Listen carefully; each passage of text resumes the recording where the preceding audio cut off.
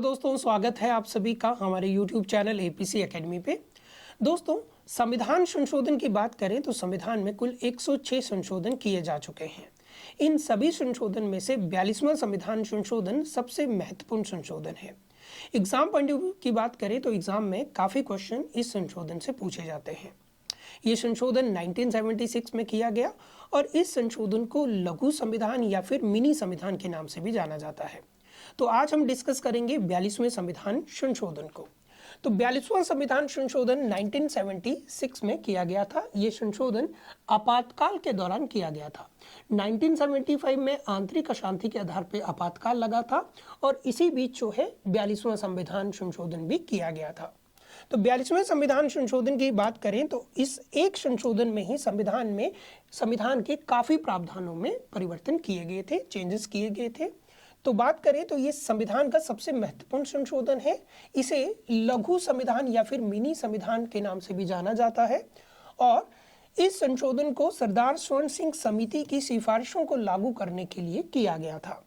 अब संविधान में क्या क्या चेंजेस हुए थे इस संशोधन में, तो देखिए संविधान की प्रस्तावना में 3 नए शब्द जोड़े गए थे।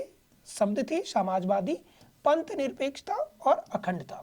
तो याद रखेंगे कि 42वें संविधान संशोधन के तहत ही संविधान की प्रस्तावना में 3 नए शब्द शामिल कर दिए गए थे। इसके अलावा संविधान में एक नया भाग जोड़ा गया था, भाग 4 क, और इसमें आर्टिकल जोड़ा गया था, आर्टिकल 51A या फिर 51 क भी आप कह सकते हैं। इसमें नागरिकों के मौलिक कर्तव्यों को शामिल किया गया था। याद रखेंगे सरदार स्वर्ण सिंह समिति की सिफारिश के आधार पे संविधान में फंडामेंटल ड्यूटी को इंसर्ट किया गया था और इसके लिए 42वें संविधान संशोधन के तहत संविधान में नया भाग जोड़ा गया था, भाग 4 क और आर्टिकल 51 क। ठीक है। इसके अलावा इसी संशोधन के तहत राष्ट्रपति को मंत्रिपरिषद के प्रस्ताव को मानने के लिए बाध्य कर दिया गया था। तो कैबिनेट की सलाह मानने के लिए राष्ट्रपति को बाध्य किया गया था। देखिएगा, राष्ट्रपति अपनी शक्तियों का उपयोग जो है अपने अधीनस्थों के माध्यम से करते हैं और मंत्रिपरिषद की सलाह के आधार पर ही वो अपनी शक्तियों का उपयोग करते हैं। तो मंत्रिपरिषद की सलाह को मानने के लिए प्रेसिडेंट को क्या कर दिया गया, बाध्य कर दिया गया कि जो भी मंत्रिपरिषद कहेगी वो आपको मानना होगा।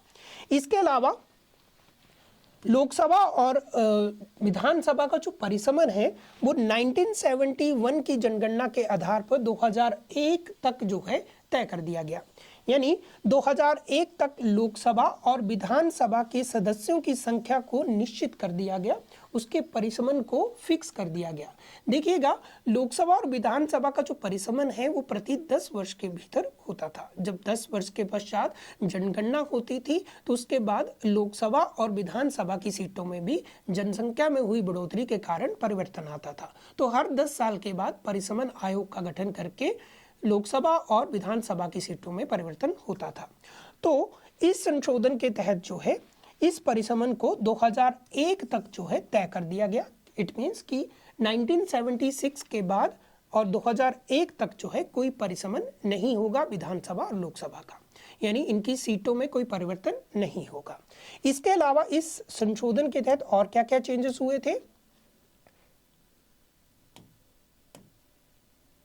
देखिए संविधान संशोधन को न्यायिक जांच से बाहर किया गया। देखिए, सर्वोच्च न्यायालय की एक शक्ति है न्यायिक समीक्षा, जिसे न्यायिक पुनरावलोकन भी कहते हैं, जिसके तहत सुप्रीम कोर्ट जो है सरकार के द्वारा लिए गए फैसले या विधायिका के द्वारा लिए गए फैसलों की न्यायिक जांच कर सकते हैं।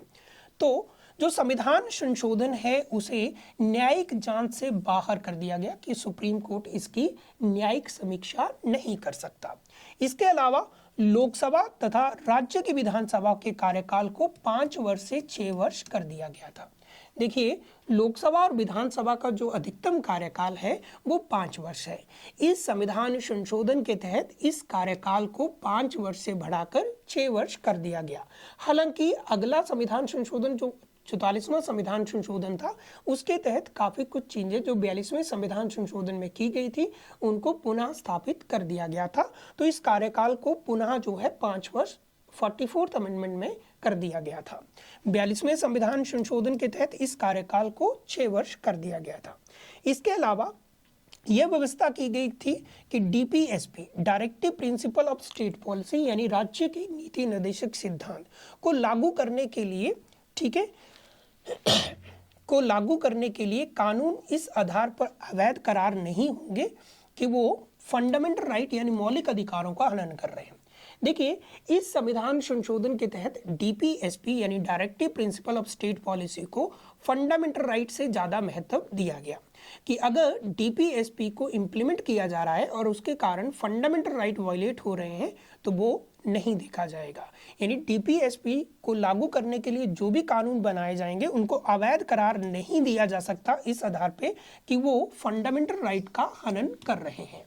ठीक है, यानी अगर हम प्रायोरिटी की बात करें कि फंडामेंटल राइट जो है जरूरी है कि डायरेक्टिव प्रिंसिपल जरूरी है, तो इस संशोधन के तहत डीपीएसपी को ज़्यादा महत्व दिया गया था कि उन्हें लागू करने से अगर फंडामेंटल राइट वायलेट हो रहे हैं तो कोई दिक्कत नहीं है। ठीक है, ऐसा कानून जो डीपीएसपी को इम्प्लीमेंट कर रहा है और उन्हें अवैध करार नहीं दिया जा सकता इस आधार पर कि वो फंडामेंटल राइट को वायलेट कर रहे हैं। इसके अलावा संसद को राष्ट्र विरोधी गतिविधियों को निपटने के लिए कानून बनाने की शक्ति दी गई। ठीक है, और यह भी स्पष्ट किया गया कि ये कानून मौलिक अधिकारों से प्रभावित नहीं होंगे। तो संसद को यह अधिकार दिया गया कि वो राष्ट्र विरोधी गतिविधियों से निपटने के लिए कोई कानून बना सकती है और वो कानून अगर फंडामेंटल राइट को वायलेट कर रहे हैं तो कोई दिक्कत नहीं होगी। ये भी स्पष्ट कर दिया गया कि ये कानून मौलिक अधिकारों को प्रभावित नहीं होंगे, यानी फंडामेंटल राइट से ये इम्पैक्ट नहीं होंगे।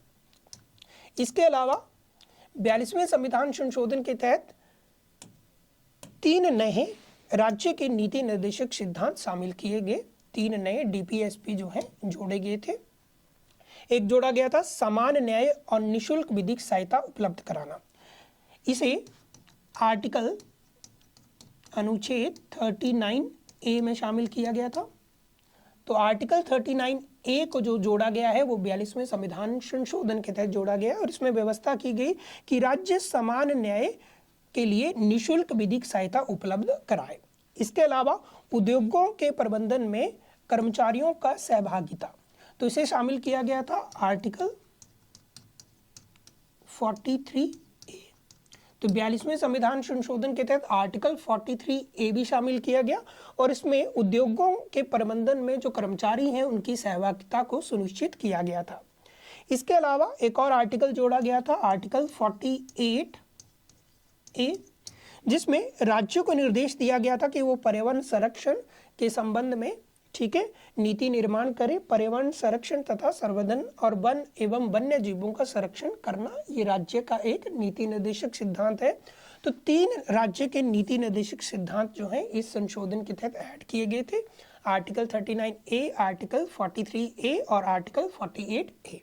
ठीक है, इसके अलावा संविधान में क्या संशोधन हुआ था इस संशोधन के तहत? तो भारत के किसी भी भाग में राष्ट्रीय आपातकाल के उद्घोषणा की व्यवस्था की गई। देखिए, अगर हम राष्ट्रीय आपातकाल की बात करें तो राष्ट्रीय आपातकाल पूरे देश में लगाया जाता था। तो इस संशोधन के तहत ये व्यवस्था की गई कि वो भारत के किसी एक भाग में भी लगाया जा सकता है, जैसे कि हिमाचल, पंजाब में लगाना हो, नॉर्थ ईस्ट में लगाना हो तो नॉर्थ ईस्ट में भी लगाया जा सकता है। यानी चाहे तो पूरे भारत में भी लगाया जा सकता है या भारत के किसी क्षेत्र या भाग में भी इसे लगाया जा सकता है। ठीक है, 5 विषयों को राज्य सूची से हटाकर समवर्ती सूची में शामिल कर दिया गया था।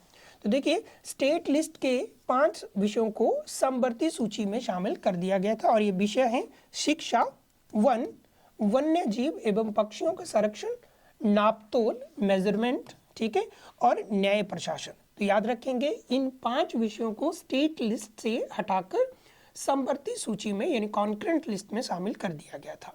देखिए, शक्तियों के विभाजन के संबंध में 7वीं अनुसूची में 3 सूचियां दी गई हैं, संघ सूची, राज्य सूची और समवर्ती सूची। ठीक है, तो राज्य सूची के जो 5 विषय थे जिन पे कानून बनाने का अधिकार राज्य को था, उन विषयों को कहाँ शामिल कर दिया? 5 विषयों को कॉन्करेंट लिस्ट में शामिल कर दिया। इससे क्या हुआ? अब कॉन्करेंट लिस्ट में जो विषय होते हैं उनमें कानून बनाने का अधिकार राज्य व केंद्र दोनों का होता है। यानी इन 5 विषयों पे अब राज्य के साथ साथ केंद्र भी कानून बना सकता था।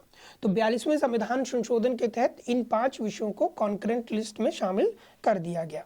इसके अलावा संसद एवं राज्य विधानसभाओं में जो कोरम व्यवस्था है उसे समाप्त कर दिया था। ठीक है, तो विधानसभा और जो संसद और विधानमंडल है वहां पे जो गणपूर्ति व्यवस्था है उसे समाप्त कर दिया गया था। अब ये गणपूर्ति या फिर कोरम व्यवस्था क्या होती है?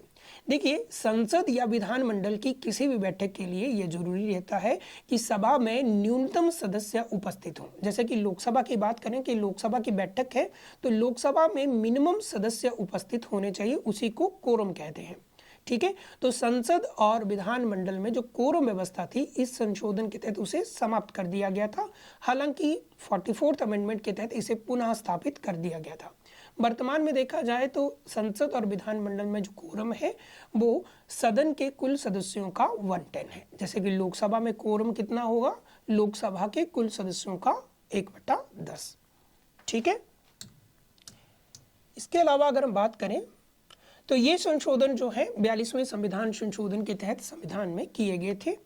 याद रखेंगे ये संविधान का सबसे महत्वपूर्ण संशोधन है और बहुत बार एग्जाम में यहाँ से क्वेश्चन देखने को मिलते हैं।